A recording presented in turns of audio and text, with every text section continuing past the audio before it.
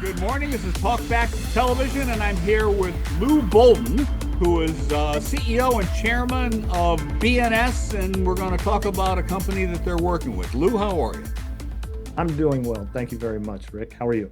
I'm doing very well. Okay, first of all, given that you have the sign behind you, what is BNS and what do you guys do? So BNS, we provide business and technical consulting services in the media, entertainment, telecommunications, and critical infrastructure market.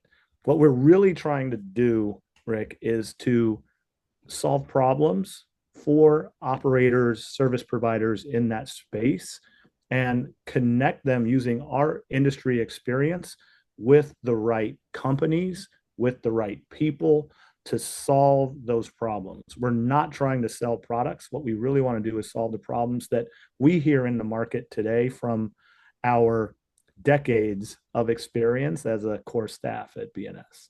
Okay, now we're talking about one of those companies today, agiletv, and you're going to tell us what problems agiletv can solve for all of us. So, what's agiletv? So at Agile TV is a partner company from Spain that has been providing fully managed video services over in Europe and Latin America for years. They've actually just gone on a recent spate of acquisitions, including a company called Edgeware, which you guys are probably familiar with here, that has an end-to-end CDN service. But what they're providing over in Europe is very interesting, is that they're providing a fully managed and fully featured video service for tier one operators around Europe, including companies like Telefonica, Mosmovil, and managing and operating those video systems that not only include traditional kind of linear TV, but the super aggregation of the OTT apps as well into that experience so that you can really create what end users are consuming for real, but have the operator provide that experience instead of a third party like a Samsung. All right, so now that's a real, you really got my attention with that one as a super aggregator, because I it just makes me nuts how much time we all have to spend every night finding something on TV. And I thought I remembered watching Reacher, but then I think it premieres on Thursdays, but then I couldn't, where in the world did I see that? And you spend a lot of time when it should all just pop up at you somewhere. It said, this is what you've been watching. Click here and watch it again. Duh. How come we're not doing that? So, what is Agile TV looking to do in the US market now? They've conquered Yeah, Europe. They're going to come over here. right. Well, we saw in our discussions with them, which actually, Rick, it took about 9 months for us to figure out if we were going to work together. And what we identified here in the US market is that there is a group of operators that make up and we'll say operators, anybody that's providing video service or internet services to people at their home, Okay. where they're not getting that experience or not providing that experience to their end users to keep them engaged, just as you said, Rick. So how do you do that where you're not giving away ownership and control of that user, even though you're providing the most essential service in an internet service to them? Right. And what we're really talking about here is the ability to offer to say a tier two or a tier three or a fiber to the home provider or an electric co-op that also provides internet services, something to make their service stickier, generate additional revenue, but moreover, generate value for their customers so that their customers stay with them and don't switch to other platforms as more and more overbuildings happening as our Elon Musk and Amazon offer internet services from Skylink and Kuiper, all of those type of things to really provide a much better service to their end users while generating some money in a very different way from the way that traditional pay TV operators have done in the past. All right, so let's take it from the consumer's perspective. Let's say I live in a area with a tier three operator by the name of Armstrong. They're in Pennsylvania. I'm in Maryland. I use an Armstrong internet service, okay, but I do not use their cable anymore, and I don't use their kind of quasi bundle of stuff. I use Roku, okay, on a LG TV set. Now, which of those devices platforms, Roku or LG, does Agile TV replace for me? So, yeah, it's a great question. So, Agile TV for you can replace both Roku and LG. The basis of the platform is Right. An Android-based platform, which will have all the apps that you would use, just like you would on for viewing video. So it'll have your Netflix and it'll have your YouTube and your YouTube TV and your I don't know, Disney, which ESPN Plus, all of those type of things. And similar to what you're getting there is instead of it being provided by a third party, say Roku or Yep. LG TV, it would be provided to you by Armstrong. My But you'd my have internet my by internet service provider. your internet service provider. And that would enable in that same interface, just as you do with your Roku that's connected, to have access to all of your apps, but also your linear TV through one super aggregated with recommendations for you, Rick, for the content that you're watching there. But it belongs to Armstrong and to you, your local provider, so that when there's a problem, you're not calling LG, who doesn't really care about No, supporting no. or Roku. They're your local provider because they care about the service they provide you. Because I'm sure Comcast or Charter or someone else is in the neighborhood. Okay. Do you bundle in? Do they bundle in? How do you handle local broadcast? Right. So the local broadcast, if you're going to be a franchise cable company, the Yep. local broadcast will still be received there either locally Right. or through our partner United Teleports, formerly of Ubiquity, where the content can be brought in locally, ingested into the system, but all of the rest of the video head end can go away. We Okay. know So it's now still I'm the operator, so I'm still paying a retrans fee to the local broadcasters, CBS, NBC, ABC, Fox affiliates. But I am no longer delivering just over a traditional cable TV service.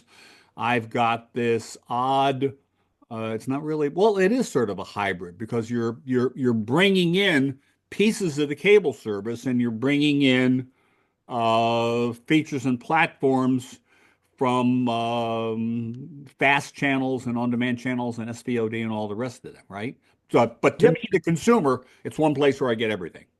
It's one place where you get everything, and it's called super aggregation, right? That's what we're really looking at doing, but super aggregation, including your cable service, Yeah, because there yeah, is yeah. content that's on your cable service that it's much more difficult to get with all the apps, but this will search across all of them. There's another really interesting thing when we're talking about companies like Armstrong that can be done, or the cable companies that are there, is you're familiar with ESPN Plus, right? Yep.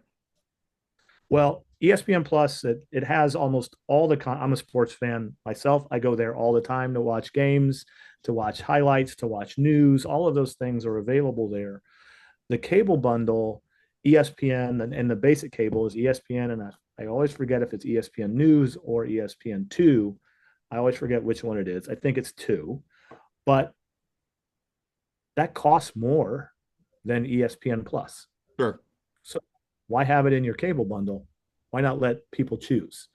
And so that allows the 50% of the country that aren't interested in sports not to subscribe to it. So the thing is, the platform enables those options because it can super aggregate those apps. If an operator says, hey, I'm going to take a different approach to my content licensing. Okay. So now we got to watch our time here, but I have always believed that. I mean, I've been in the cable business for a long time. I'll just use Comcast as an example. On a $100 consumer spend for Comcast cable TV, Xfinity, Comcast makes about $5. Okay. On their broadband, $100, Comcast makes about $70.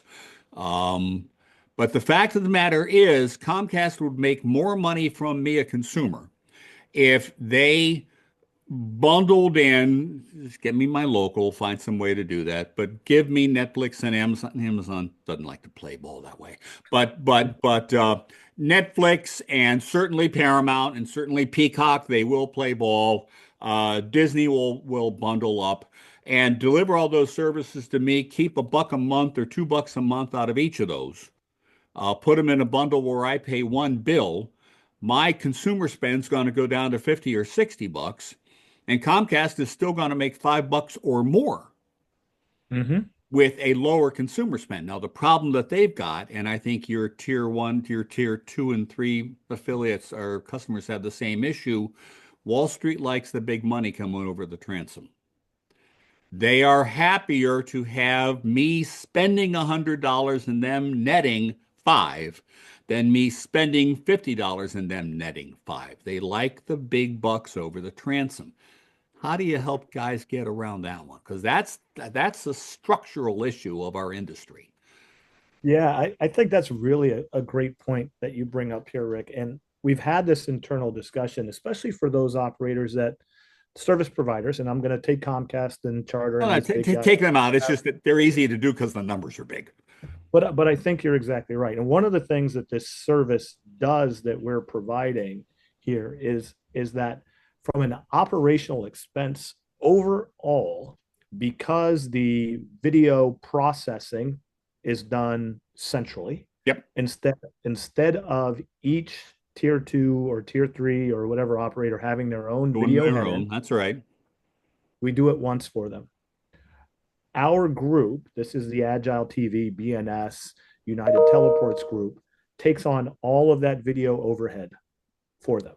So those personnel internally can be reallocated to higher margin business, because and there's significant operational savings, especially when we're talking about smaller companies Yeah. that don't have the massive numbers of people to maintain that. So there's additional revenue that's there. But because you mentioned the Roku and the LG TV, because you own that homepage, where do you think Roku and LG are making all this money once they sell that device? You own Well, that with home bad page, advertising on the homepage in Roku's case, but they're right? getting better. But LG's a little smarter that way, but still in all, none of it's terribly consumer friendly. the advertising will be there. And Yeah. so in addition to increasing your operational margin, but now, unlike traditional pay TV, you have a homepage that is monetizable in addition to the in linear ads. So instead of giving away that monetization to somebody else, now the operator with this platform from Agile and BNS, we're able to monetize that as well. And they're maintaining that customer. So your margin goes from 5 to 10. Yeah. Yeah. I like that. All And right. giving up that large revenue, I have this argument all the time. It's very difficult for a company that is making that $100 Even to if they're then, not keeping it, it's hard to give up that money, man. well, because you use that to leverage to buy Well, infrastructure. there's There's all kinds of, and there's the float and yeah. all those tricks. All right, listen, we're going to run out of time. You're heading to the NAB. We're going to pay attention. We're going to have to follow up and follow up with you later. But Lou Bolden, I appreciate your time and I appreciate your educating us about Agile TV. Thank you very much, Rick. It was a pleasure to talk to you and everybody out there. Thank you. Bye bye.